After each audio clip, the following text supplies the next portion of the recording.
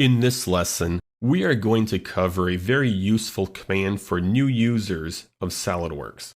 This command is called Repair Sketch. When I teach an Introduction to SOLIDWORKS course, I always notice the first few weeks that many of the students are not creating good, clean sketches. In fact, the sketches have many overlapping lines, like you see here and here. The sketches may also contain gaps, which should not be present, or we may find that the sketches have extra line segments. So all of these are common issues for new users. And when the sketches get more complex, sometimes it's very hard to find these problems. So SOLIDWORKS provides us with a very handy tool. It's called Repair Sketch.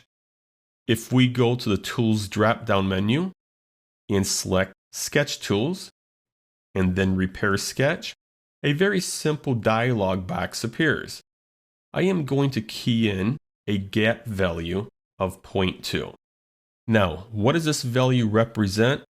This value is basically looking for any gaps 0.2 or smaller on your sketch, or any extra line segments 0.2 or smaller. And if it finds anything 0.2 or smaller, it will notify you as a problem. Now, if there is any gaps or line segments greater than 0.2, it's assumed those are intentional and are not problems with your sketch.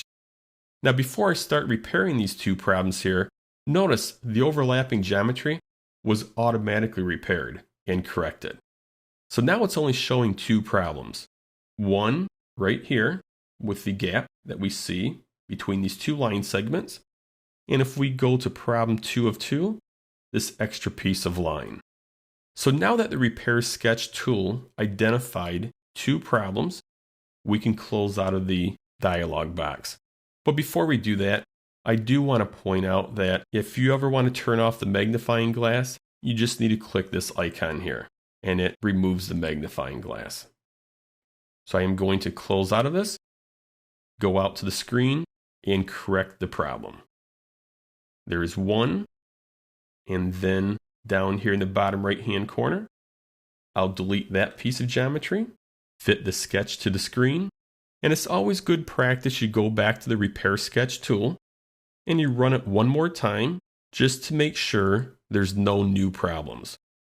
I'm going to reset this to 0.2, and notice no problems found.